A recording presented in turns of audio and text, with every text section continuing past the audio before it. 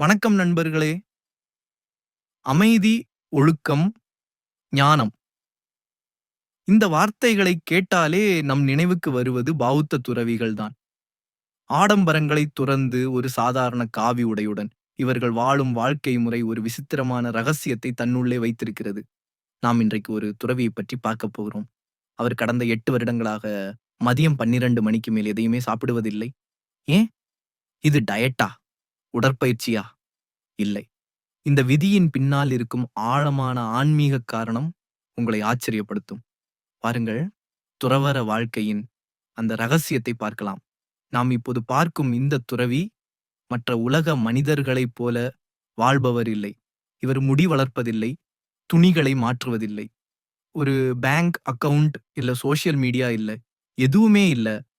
துறவி என்னா இவர் ஒரு பிச்சை எடுத்து வாழ்பவர் என்றுதான் பொருள். பிக்ஷு என்ற பாலி வார்த்தைக்கு அதுதான் அர்த்தம். தன்னுடைய உணவு, உடை, இருப்பிடம் எல்லாவற்றுக்கும் அவர் மற்றவர்களை சார்ந்திருக்கிறார். இந்த புறக்கணிப்புகள் அனைத்தும் ஏன்? இவர் ஏன் 12 மணிக்கு மேல சாப்பிடுவதில்லை? இதுதான் பௌத்த துறவிகளுக்கான மிக முக்கியமான விதிகளில் ஒன்று. குறிப்பாக உணவு தொடர்பான விதிகள் மிகவும் கண்டிப்பானவை. ஒரு துறவி விடியற்காலை முதல் மதியம் 12 மணி வரை மட்டுமே உணவு உண்ண அனுமதிக்கப்படுகிறாரு. 12 மணிக்கு மேல் உணவு இல்லை. ஏன் தெரியுமா? 1. மனதின் அமைதிக்காக உணவு தேடுவதும், அதை சமைப்பதும், உண்பது பற்றிய நினைப்பும் மனிதனின் சிந்தனையில் பெரும் பகுதியை ஆக்கிரமிக்கும். மதியத்துடன் உணவை முடித்துக் கொள்வதால் மீதி நேரம் முழுவதும் மனதை தியானம், தத்துவம் மற்றும் ஆன்மீக பணிக்கு முழுமையாக ஒதுக்க முடிகிறது. 2வது, எளிமையை நிலைநாட்ட.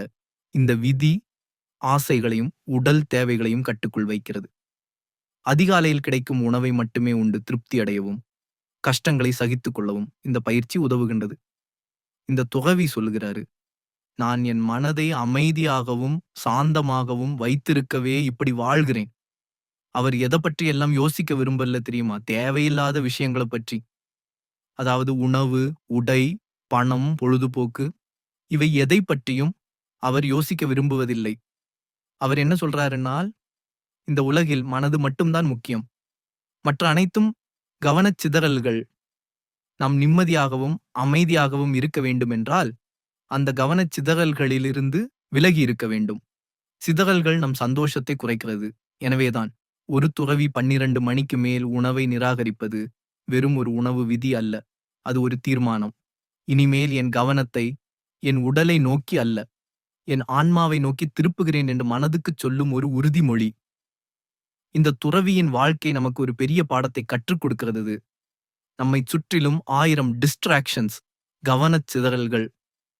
இந்த ஓட்டத்தில் நாம் ஓடிக்கொண்டே இருக்கிறோம். எது முக்கியம், எது முக்கியமில்லை என்பதை கூட மறந்து விடுகிறோம். நீங்கள் மகிழ்ச்சியாக இருக்க வேண்டுமானால் ஒருவேளை நீங்களும் தேவையில்லாத கவனச்சிதறல்களை நிறுத்த வேண்டும். உங்கள் மனதிற்கு எது அமைதியை கொடுக்கிறது என்பதை தேடத் தொடங்குங்கள். இந்த துறவியின் வாழ்க்கை உங்களை எப்படி பாதித்தது?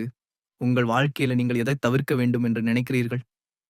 கமெண்ட் பாக்ஸில் உங்கள் கருத்துக்களை பகிருங்கள். மேலும் இது போன்ற ஆழமான தகவல்களுக்கு எங்கள் சேனலை சப்ஸ்கிரைப் செய்யுங்கள். அடுத்த வீடியோவில் சந்திப்போம்.